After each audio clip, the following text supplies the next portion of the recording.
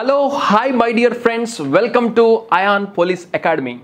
So ఈరోజు మనకి daily టెస్ట్కి సంబంధించిన పేపర్ ఎక్స్ప్లెనేషన్ అనేది ఈరోజు మనం చేయబోతున్నాం. అయితే ఈ పేపర్ ఎక్స్ప్లెనేషన్లోకి వెళ్ళే ముందు ఒక చిన్న ఇన్ఫర్మేషన్ మీకోసం ఇక్కడ. సో మన అయాన్ పోలీస్ అకాడమీలో ఎస్ఐ కానిస్టేబుల్ ఇంటెన్సివ్ బ్యాచ్ అయితే స్టార్ట్ అయిపోతుంది. అండ్ ఫ్రీ డెమోకి మీరు అటెండ్ అవ్వచ్చు 20 ఏప్రిల్న.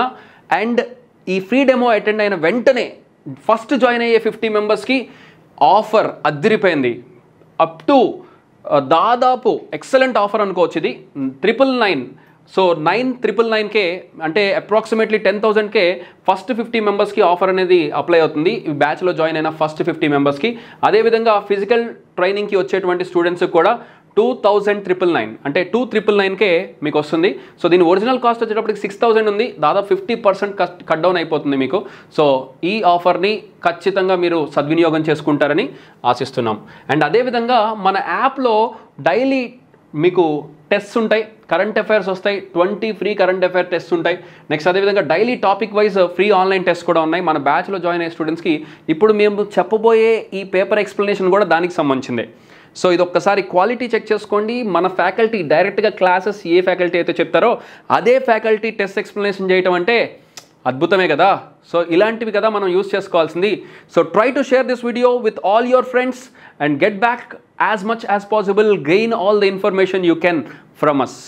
సో మరి ఇంకా టాపిక్లోకి వెళ్ళిపోయినట్లయితే ఈరోజు జరిగినటువంటి డైలీ టెస్ట్కి సంబంధించిన క్వశ్చన్స్ని మీరు ఇక్కడ చూడొచ్చు స్క్రీన్ మీద. One of the most important topic జరిగింది ఈరోజు. ఏంటి ఆ టాపిక్ అంటే ప్రిపోజిషన్స్. మరి ఆ టాపిక్ మీద వచ్చినటువంటి డైలీ టెస్ట్ ఎక్స్ప్లెనేషన్ ఒకసారి విందాం. Why are you angry dash me, why are you angry with me. ఒక వ్యక్తి పట్ల కోపంగా ఉంటే యాంగ్రీ తర్వాత విత్ అనే ప్రిపోజిషన్ వస్తుంది. అదే వాళ్ళ యొక్క బిహేవియర్ పట్ల లేదా ఏదైనా కారణం చేతో అయితే కనుక యాంగ్రీ ఎట్ వస్తుంది. సో ఏదైనా రీజన్ చూయిస్తుందంటే angry at someone's behaviour వస్తుంది. అదే పర్సన్ అయితే angry with me, angry with her, angry with someone. So angry with అనే ప్రిపోజిషన్ వస్తుంది. So right answer is option 2. Next అలాంటి బిట్టే ఇది కూడా. The teacher is not angry with me. So ఇక్కడ చూడండి విత్ మీ.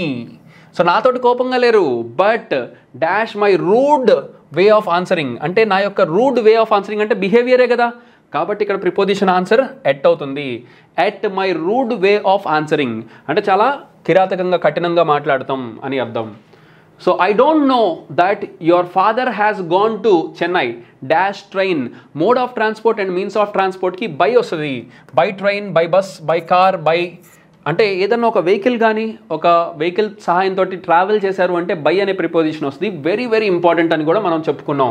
సో క్లాసెస్లో చెప్పిన బిట్సే మన స్టూడెంట్స్ అందరూ కూడా ఈ వీడియోస్ వాచ్ చేస్తారు. అండ్ బయట వాళ్ళు కూడా వాచ్ చేయడానికి మనం యూట్యూబ్లో కూడా దీన్ని అందరికీ అందిస్తున్నాం. అండ్ ఇవి యాప్లో కూడా దొరుకుతాయి మిత్రమా ఈ క్వశ్చన్స్ అన్ని. He went to Chennai dash 7 o'clock. So exact time చెప్తున్నారు కాబట్టి ఎగ్జాక్ట్ టైంకి ఎట్ అనే ప్రిపోజిషన్ వాడాలి. సో ఎగ్జాక్ట్ టైమింగ్స్ని ఎప్పుడు కూడా ఎట్ అనే ప్రిపోజిషన్ తోటి తీసుకోవాలి. Next why did you come here dash foot when you have a car.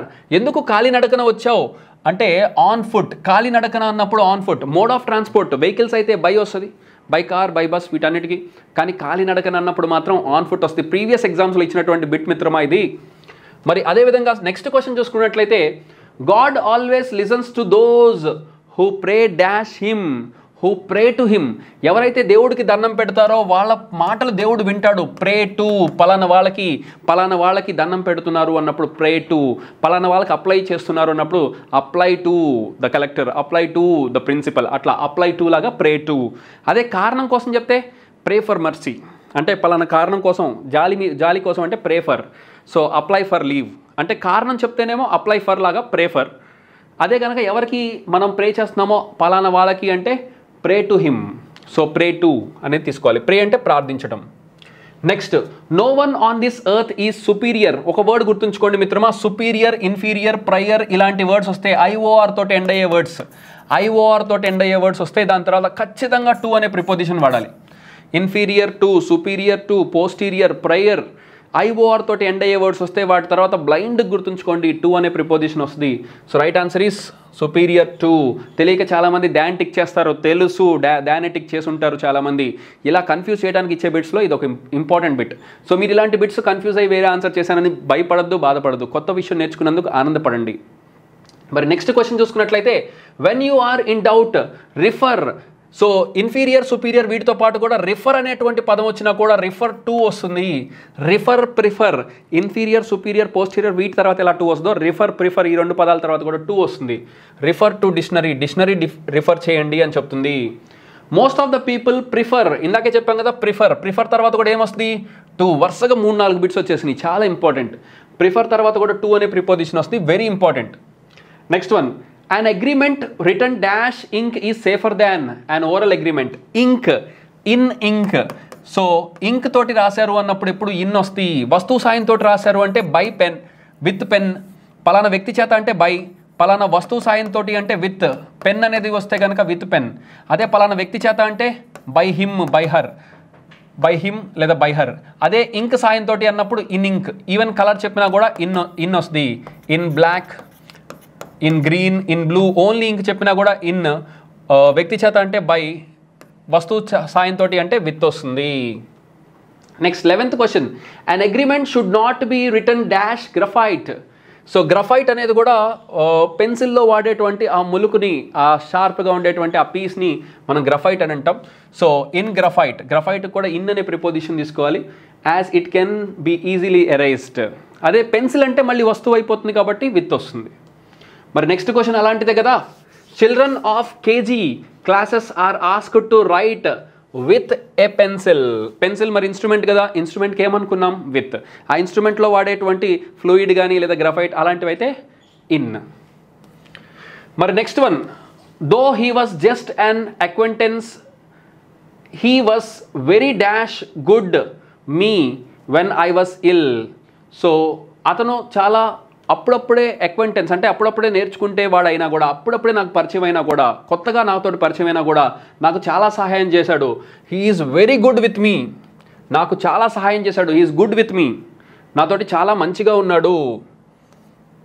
Next, all the children like the teacher Rita since she is very good with them. వాళ్ళతోటి మంచిగా ఉన్నారు అన్నప్పుడు good with. I'm good with my friend, I'm good with others, I'm good with everyone. నేను అందరితోటి మంచిగా ఉన్నాను. అందరితోటి అన్నప్పుడు గుడ్ విత్. అదే ఒక సబ్జెక్ట్ పట్ల ఎక్స్పర్ట్ అయితే గుడ్ ఎట్కి గుడ్ విత్కి చాలా డిఫరెన్స్ ఉంటుంది. కన్ఫ్యూజ్ అయ్యి చాలామంది గుడ్ ఎట్ అని టిక్ చేస్తారు. అలా కన్ఫ్యూజ్ అవుతానికి ఈ బిట్ ఇచ్చారు. సో గుడ్ ఎట్ ఎప్పుడు వస్తుంది అంటే ఒక సబ్జెక్ట్లో ఎక్స్పర్ట్ అయితే గుడ్ ఎట్ వస్తుంది, కానీ ఇతరులతోటి మంచిగా ఉంటే గుడ్ విత్ వస్తుంది.